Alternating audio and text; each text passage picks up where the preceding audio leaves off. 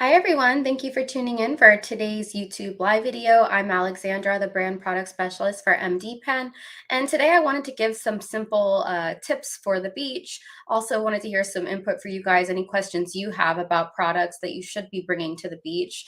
This is a really loaded topic. It really depends if it's like a half-day beach trip, if you're just going for a couple hours, are you going on a beach vacation? So I guess the more time you're spending, obviously the more things you can bring, but I definitely want to go over some of the basics in this video. Feel free to use the comments at any time, guys, to ask questions. I will answer as I go.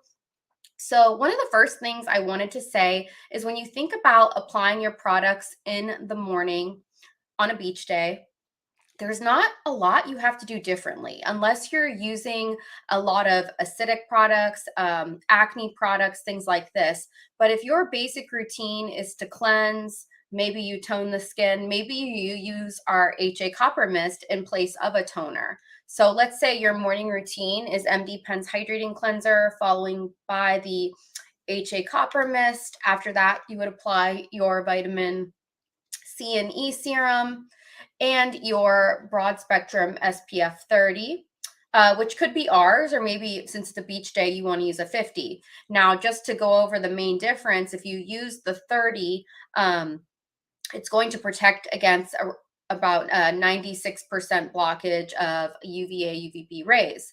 If you go up to 50, you're getting more towards 97, 98, and then, getting hotter from there. You're never going to get 100% protection, even if you buy 100 SPF. You're still going to have to reapply the same amount of time if you want to use something a little bit more water resistant or a thicker balm. But what I'm getting at by saying this is using vitamin C in combination with your sunscreen is actually one of the best things you can do. It's a really powerful combination for UV protection. And just the vitamin C alone, there's so many other ingredients in this product, guys, but just the vitamin C alone neutralizes those free radicals and helps shield against UV damage. So vitamin C is like an extra shield.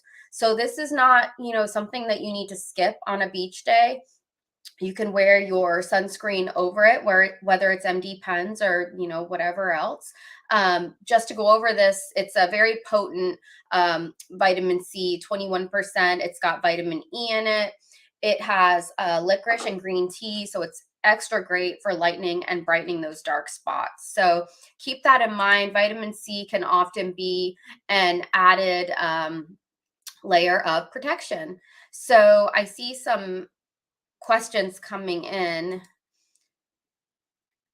Is there a particular ingredient you should avoid at the beach? This is a loaded question.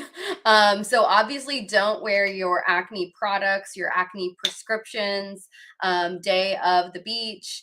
And if you're going on like a week long, cruise or tropical island beach vacation, if you're someone using a really powerful prescription strength tretinoin or retin-A, I would talk to your dermatologist. You can talk to them first or discontinue it for 5 to 7 days before the trip. You're going to be pretty sun sensitized. If you're going to be really good about wearing your sunscreen, a hat, and you're not doing any type of heavy like sun bathing, then you don't necessarily need to stop it. Always consult with your doctor first, but just keep those things in mind. And then of course, anything that could possibly like break you out. As I usually say on any of these videos related to beach topics, avoid if you're making citrus type drinks at the beach, make sure you're not getting citrus on your body, on your hands. You can get a really bad reaction from the sun. It can cause permanent staining and things like that to the skin. So keep that in mind. Hair, I see a question about hair. I will definitely get to hair. This is a great one. How often should I reapply my sunscreen? You could do every hour, every 80 minutes would be the maximum amount of time. If you're a surfer, if you're in the water, then yes, you'll want to consider look for a sport sunscreen from a nice medical grade line, but often it'll have sport in the title, something that's going to stay on a long time.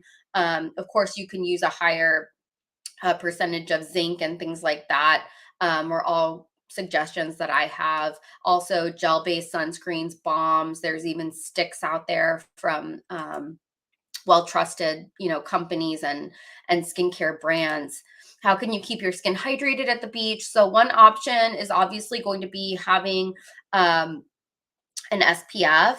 So, but also you can keep using our HA copper mist while you're out there. This is going to have your hyaluronic acid, copper, zinc, and manganese. The zinc will also help control your oil and sebum production, because after a day at the beach, your skin can be dried out. And if you have oily skin, you may enjoy this or appreciate it. Or if you're acne prone, but you need to remember that you don't want your skin overproducing oil. So this is a great way to like keep that at bay, bring this with you. Hopefully you're already using it, the copper HA mist product, and, stay nice and hydrated. Obviously bring a lot of water with you.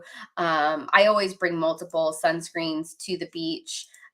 This is a question here: body sunscreen versus facial sunscreen. So like our SPF 30 from MDPen, it is loaded with antioxidants. It actually has vitamin C in it. So this is meant to be a facial sunscreen. With that being said, it has a lotion consistency.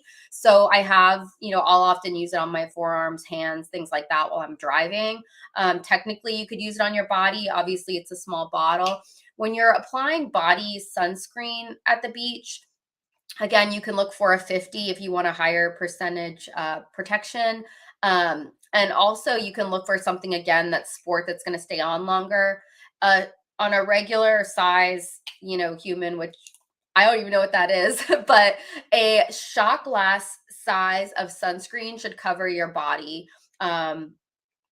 So that should be enough. If you're, using a cup full of sunscreen, or, 3 shot glasses, it's too much, especially if you're like a smaller person. So keep in mind, let's say someone 5'7" or something, a shot glass size of sunscreen is enough to cover the whole body. So just make sure you're using the sunscreen properly. If you don't already know this, it's best to put it on about 15 minutes before leaving the house.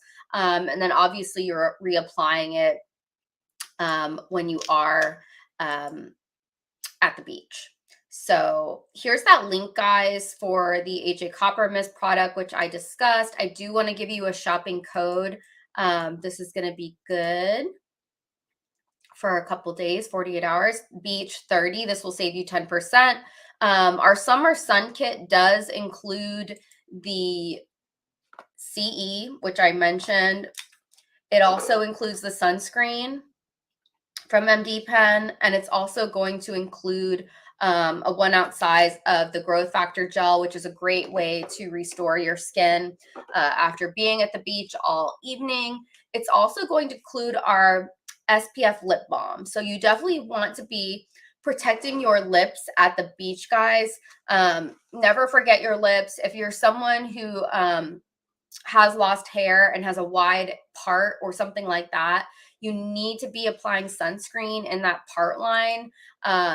If you're bald, you've got to be wearing a hat, like no questions asked at the beach. You can even put sunscreen on under the hat.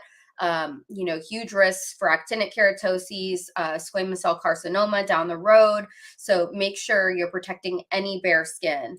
And if you have lost hair, you want to be cautious of that. And definitely be protecting. Here's that link for the summer sun kit, guys. But I wanted to put that out there. Also, like the tops of your ears, make sure you're applying sunscreen there. Getting into this hair topic, one of the best things I love for the beach right now is obviously rinsing your hair as soon as you can, but using our hair protecting and fortifying mist right away. If you actually go to the beach or the pool with your hair already damp or wet with this product in it, that's going to be super protecting. But making sure also that you're washing your hair as soon as you do get home. I know people love the beachy hair look, waviness and volume and things like that, but the salt, the sand, everything, it weakens your hair.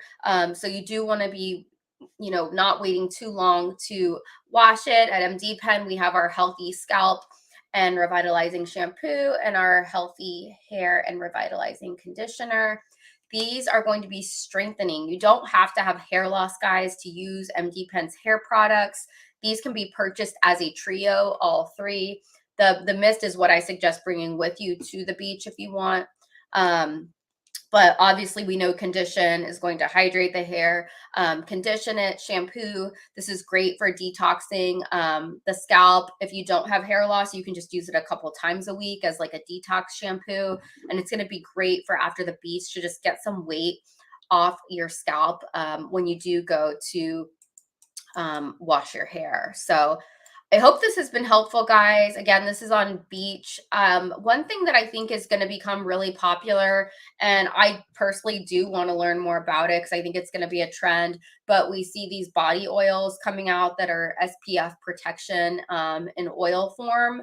So I'm curious to see how much these will, take off and things like that.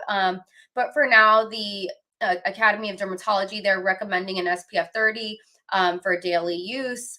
And anytime you're post procedure, always make sure you have a good physical sunscreen.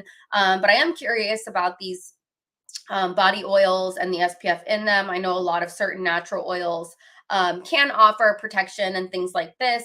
Carrot oil is actually very protecting for the skin. But I mean, you're not going to go out and buy it. My thing with the oil is, though, guys, if you have acne, if you easily get clogged pores, if your skin is really sebaceous, really keratolytic, you're not someone who's going to be wanting to put oil on at the beach, even if it's, acting as an SPF protection. So keep that in mind, guys. But I'll be curious to see how this trend goes.